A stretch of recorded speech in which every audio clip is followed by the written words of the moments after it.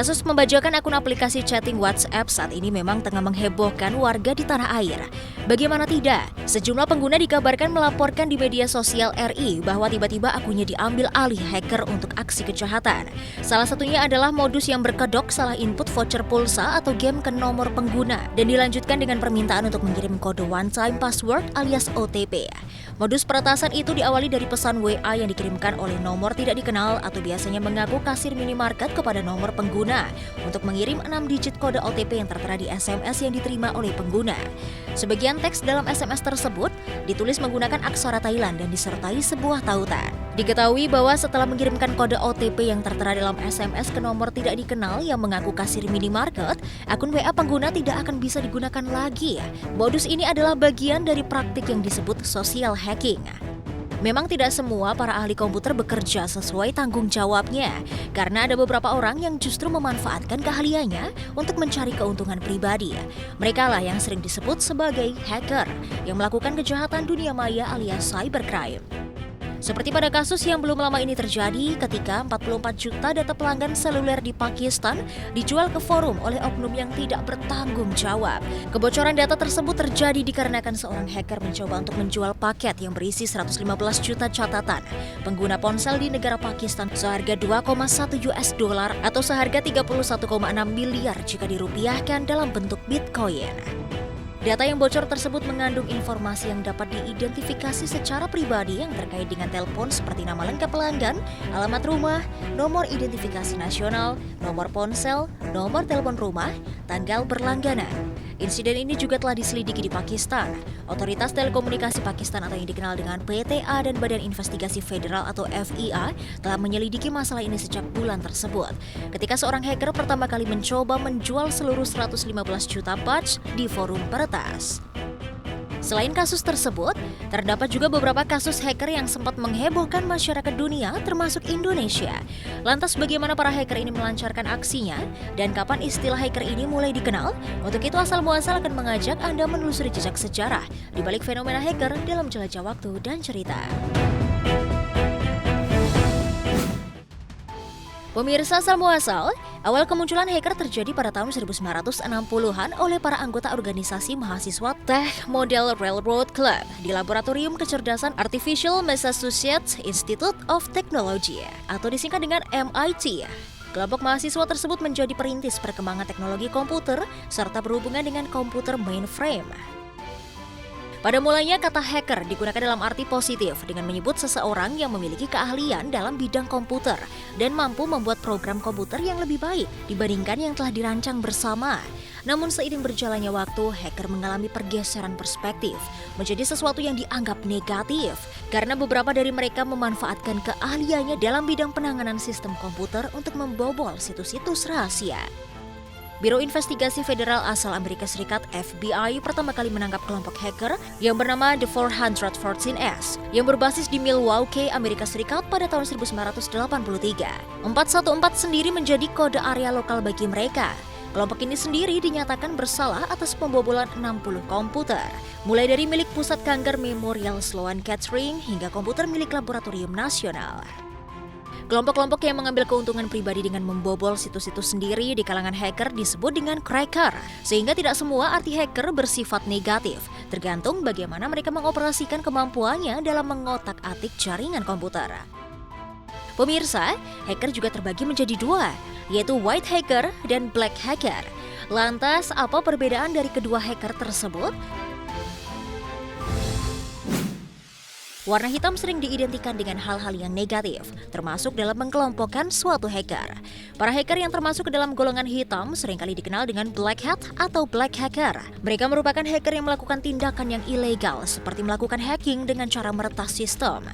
Selain istilah black hat atau black hacker, ternyata ada juga istilah white hat atau white hacker.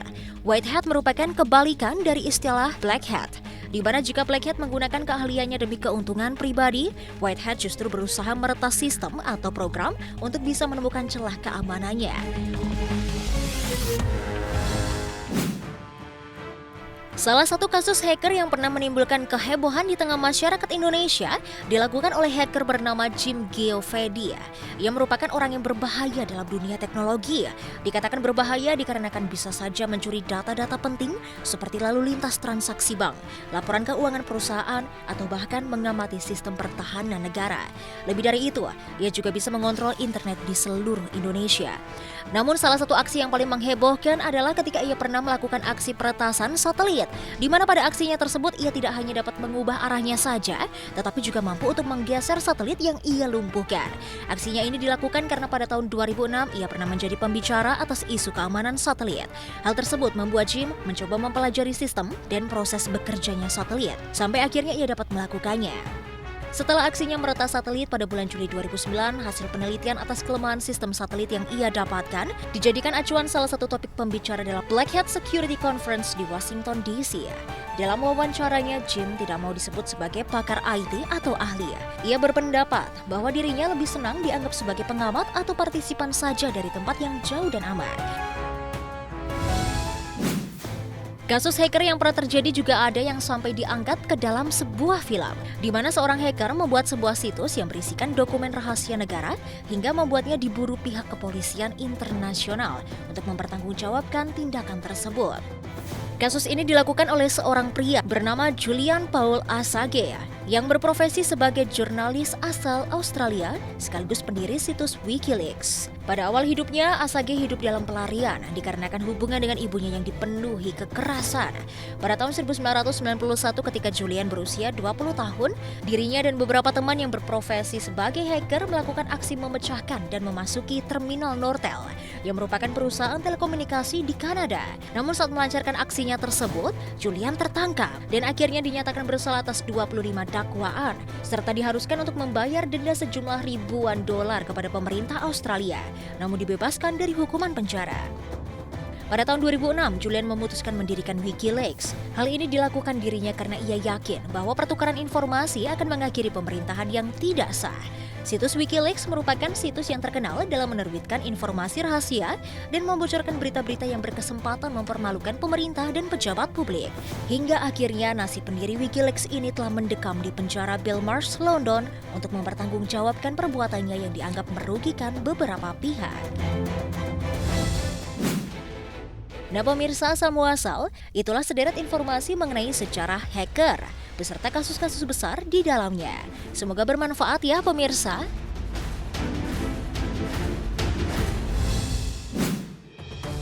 Al-Quran telah menjadi kitab suci umat muslim sejak ribuan tahun. Penampakannya pun sudah tak asing lagi bagi kita. Tapi tahukah Anda, ternyata para ilmuwan telah menemukan teks Al-Quran tertua di dunia. Seperti apa penampakan Al-Quran tertua hingga terunik yang berhasil disimpan? Saksikan informasi selengkapnya sesaat lagi.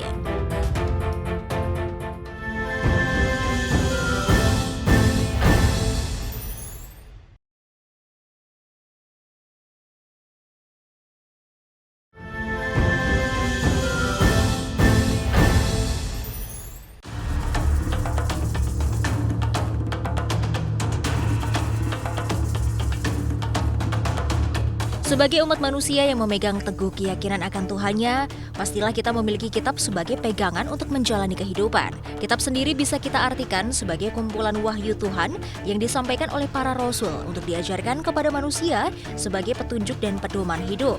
Setiap agama di dunia pun memiliki kitabnya masing-masing yang disampaikan dari generasi ke generasi berikutnya. Kitab-kitab tersebut diturunkan ratusan atau mungkin ribuan tahun lalu sebelum peradaban manusia menjadi seperti sekarang. Satu di antaranya adalah kitab Al-Quran sebagai pedoman para muslim di seluruh dunia. Lalu bagaimana penampakan dari kitab Al-Quran tertua hingga terunik yang ada di dunia? Asal muasal akan mengajak Anda untuk melihatnya dalam sejarah waktu dan cerita. Al-Quran menjadi kitab suci umat Islam yang telah ada dan melampaui masa lebih dari 1400 tahun. Tentunya hal itu membuat Al-Quran memiliki sejarah panjang, namun kendati begitu keutuhan dan keasliannya masih terjamin, sebagaimana firman Allah yang berbicara tentang turunnya Al-Quran. Dalam surat Al-Hijr ayat 9, sesungguhnya kami yang menurunkan Al-Quran dan kamilah yang memeliharanya. Berdasarkan riwayat di masa kenabian dan Quran surat Al-Qadar, Al-Quran diturunkan dengan dua cara, yakni secara lengkap di malam Lailatul Qadar dari Lauh Al-Mahfudz ke Baitul Izzah atau langit dunia di bulan suci Ramadan. Kedua, Al-Quran diturunkan secara bertahap kepada Nabi Muhammad SAW, kira-kira dalam kurun waktu 23 hingga 25 tahun. Namun dalam kurun waktu yang begitu lama, Al-Quran belum terkumpul rapi seperti sekarang. Isi dari ayat-ayat Allah tersebut masih terpencar, karena memang Rasulullah membacakannya kepada para sahabat dan meminta beberapa orang untuk menuliskan wahyu tersebut. Sahabat-sahabat itu adalah Sa'id bin Sabit, Ali bin Abi Thalib, Muawiyah bin Abu Sufyan, Ubay bin Ka'ab, dan lain sebagainya. Media tulisnya pun ketika itu masih berupa pelepah kurma, lempengan batu, daun lontar, kulit binatang, kayu, pelana, dan potongan tulang binatang. Pengumpulan Al-Quran di masa kenabian pun dikenal dengan dua cara, yaitu melalui tulisan dan juga melalui hafalan. Melewati ribuan tahun, ayat-ayat yang dituliskan untuk dibukukan berhasil diarsipkan, meski tak banyak yang bertahan melewati perubahan zaman, seperti naskah-naskah Al-Quran tertua di dunia yang bisa diselamatkan berikut ini. Naskah Al-Quran tertua yang disimpan di University of Birmingham, Inggris. Tak sengaja ditemukan, naskah Al-Quran tertua ini tergabung dalam Minghana Collection yang terdiri dari 3.000 dokumen dari Timur Tengah yang dikumpulkan oleh Alphonse Minghana, seorang imam Kasdim yang lahir dekat Mosul, Irak di tahun 1920-an. Naskah Al-Quran yang tergabung dalam Minghana Collection itu kemudian diuji melalui data penanggalan radiokarbon oleh seorang ahli yang akhirnya mengungkapkan jika naskah tersebut setidaknya berusia 1370 tahun, menjadikannya salah satu Al-Quran versi paling awal yang ditulis menggunakan huruf Hijazi, versi awal huruf Arab. Profesor David Thomas selaku dosen pengetahuan tentang Kristen dan Islam di Universitas Birmingham ini mengatakan jika dari penelitian tersebut bisa dilihat sosok yang menulis mungkin mengenal langsung, pernah bertemu dengan Nabi Muhammad, atau bisa jadi penulis itu adalah sosok Nabi secara pribadi. Ada juga Codex Parisino-Petropolitanus, yaitu manuskrip Al-Quran yang terdiri dari 98 folio yang berasal dari akhir abad ke-7 atau awal abad ke-8 yang ditemukan bersama dengan beberapa fragmen Al-Quran di Masjid Amr di Fustat, Mesir. Penelitian yang dilakukan oleh Yasin Dutton menunjukkan bahwa naskah tersebut mungkin telah ditulis di Suriah sebagaimana ditulis dalam bacaan Ibnu Amir dari Damaskus, Suriah. Saat ini bagian dari manuskrip disimpan di 4 institusi berbeda, yakni 70 folio di Paris, 26 folio di Rusia, 1 folio di Vatikan, dan 1 folio di London. Selain Al-Quran tertua, ada juga Al-Quran terbesar dari ukurannya, bahkan Al-Quran ini sudah tercatat dalam Guinness Book of Records. Al-Quran terbesar ini berada di Rusia, tepatnya di Bolagri, Tatarstan. Memiliki ukuran 100 x 200 cm, Al-Quran ini dicetak di atas kertas di daerah Skotlandia dengan jumlah halaman sebanyak 632 lembar dan berat mencapai 800 kg. Penutup mushaf dari Al-Quran terbesar ini terbuat dari perunggu, batu semi mulia, bertahta dengan pianet, jet, emas, dan daun perak. Untuk Anda yang ingin melihat Al-Quran terbesar, tak perlu jauh-jauh ke Rusia. Anda bisa melihat Al-Quran terbesar yang ada di Jalan Muhammad Amin, Kecamatan Gandus, Palembang. Bahkan Al-Quran terbesar ini telah menjadi wisata religi di Sumatera Selatan, hingga menarik minat wisatawan mancanegara untuk berkunjung. Terbuat dari kayu teram besi, dengan ukuran hingga mencapai 15 meter, setiap lembar Al-Quran ini berukuran 177 cm kali 140 cm kali 2,5 cm. Di dalamnya ada 30 juz, di mana tulisannya diukir dengan pahatan berwarna emas khas Palembang. Cukup dengan mengeluarkan kocek sebesar Rp15.000 hingga Rp20.000, Anda sudah bisa masuk dan melihat Al-Quran yang megah ini. Jika tadi ada Al-Quran terbesar, maka kali ini kita akan melihat Al-Quran terkecil yang juga sudah tercatat di Guinness Book of Records. Al-Quran terkecil ini dimiliki oleh warga negara Pakistan bernama Muhammad Karim Bibani. Dicetak di Kairo pada tahun 1292 Hijriah atau 1875 Masehi, Al-Quran ini hanya memiliki panjang 1,7 cm, 1,28 cm, dan tebal 0,72 cm. Setiap halamannya pun hanya memiliki 18 baris dengan nama penulis kaligrafi di halaman pembuka yang menunjukkan nama Ali Usman. Mushaf Al-Quran kecil lainnya juga tersimpan di Museum Ningxia, sebuah provinsi di pedalaman Tiongkok dengan berat hanya 1,1 gram. Al-Quran tersebut diterbitkan di Mesir dengan gaya Utsmani. Tertera pula tanggal pembuatannya, yakni di tahun 1892. Itu tadi informasi tentang Al-Quran yang telah dibukukan di zaman Khalifah Utsman bin Affan. Hingga Al-Quran terunik di dunia, mulai dari ukuran terbesar, terkecil, hingga memiliki nilai yang sangat tinggi. Tahukah Anda, jika kandungan dalam coklat bisa membuat hewan peliharaan Anda mati keracunan? Informasi selengkapnya sesaat lagi. Tetap di Asal Muasal.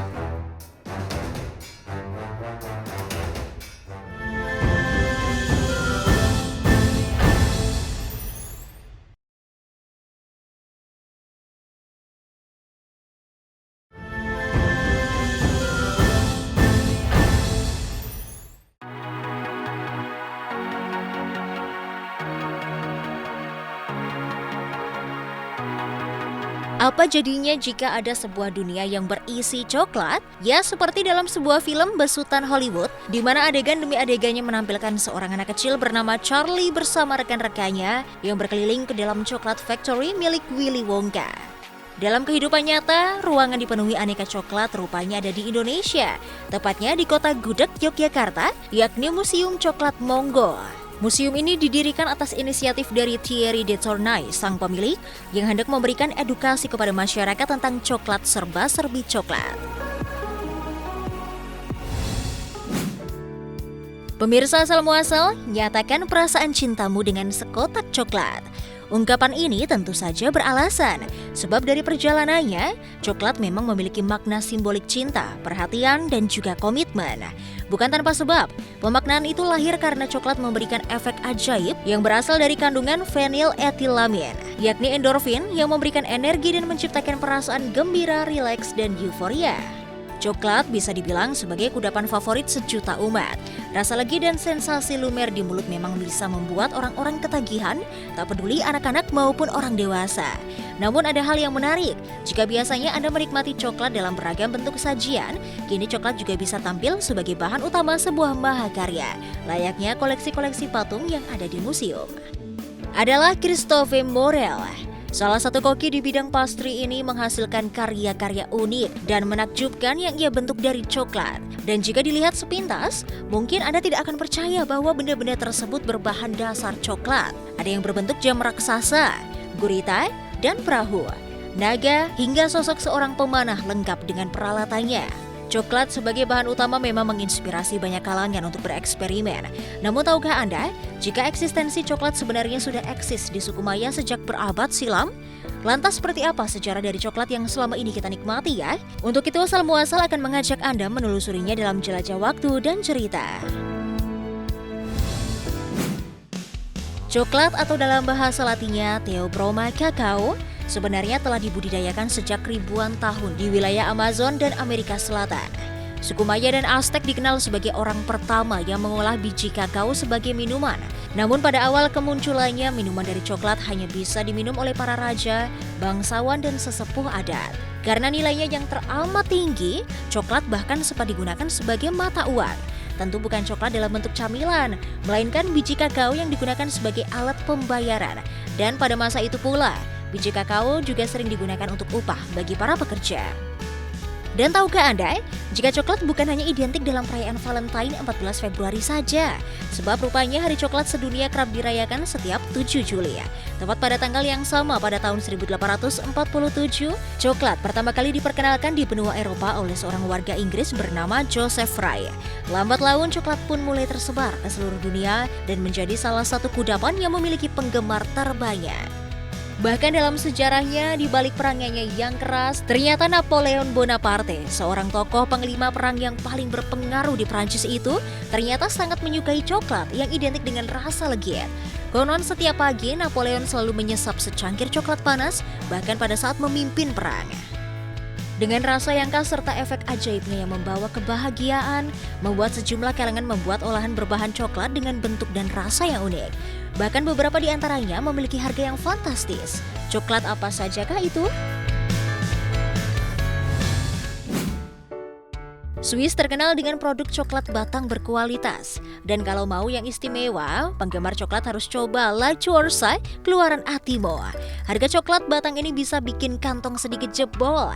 Karena untuk 80 gram saja, La Chorsa dibanderol 640 francs atau sekitar 9 juta rupiah. La Chorsa dibuat oleh Alain Mettler di Grants. Bahan-bahannya istimewa seperti coklat Grand Cru dengan dark cocoa, saffron, sedikit jeruk, dan biskuit renyah. Di tahun 2019, La Chorsa dinobatkan sebagai coklat termahal dunia versi Guinness Book of Records. Dan menariknya lagi, pohon kokoa Grand Cru ternyata tak kalah istimewa. Lokasinya ada di desa kecil di Cuavo, Venezuela, di mana pohon kokoa sudah dibudidayakan selama 400 tahun. Biji kokoanya sangat terbatas sehingga harganya selangit. Selanjutnya ada Chocopology, buatan Fritz Nipschild. Merupakan coklat termahal sepanjang masa. Betapa tidak? Sebab harganya mencapai $2.600 atau sekitar 36,4 juta rupiah per paketnya. Maka tak heran banyak orang menikmati coklat ini dalam kesempatan istimewa saja. Chocopology merupakan coklat truffle yang dibuat dengan dark chocolate plus rasa vanila. Ada juga tambahan gula dan krim pada adonan coklat truffle sehingga rasa dan teksturnya lebih creamy. Apalagi Chocopology dikemas dalam kotak personal yang cantik, sehingga membuat banyak orang menjadikan coklat super mahal ini sebagai hadiah atau tanda cinta. Tidak hanya memiliki deretan produk berharga mencengangkan, eksistensi coklat sebagai cemilan yang paling banyak digemari pun menginisiasi sebuah festival Salon de Chocolat di kota Paris. Selain menampilkan seni makanan berbahan dasar coklat, festival ini juga menampilkan Chocolate Fashion Show untuk kolaborasikan ide antara ahli coklat dengan fashion designer yang bersama menghasilkan suatu mahakarya indah. Seperti gaun berbahan dasar coklat yang dipakai oleh para model cantik dan berjalan di atas catwalk. Selanjutnya ada fakta yang perlu Anda ketahui mengenai coklat. Ternyata kandungan theobromine dalam coklat bisa menjadi racun untuk sebagian hewan bila dikonsumsi. Hewan-hewan yang bereaksi keracunan pada kandungan theobromine diantaranya adalah kuda, anjing, burung kakak tua, dan juga kucing. Ini dikarenakan metabolisme tubuh hewan-hewan tersebut tidak dapat mencerna kandungan kimia ini secara efektif. Dan bila mereka diberi makan coklat, maka kandungan theobromine akan tetap berada dalam aliran darah hingga 20 jam. Akibatnya, hewan-hewan ini mungkin mengalami epilepsi dan kejang-kejang, pendarahan internal, dan pada akhirnya bisa menyebabkan kematian. Itulah rangkaian sejarah dan serba-serbi mengenai coklat. Semoga informasi ini bermanfaat ya pemirsa.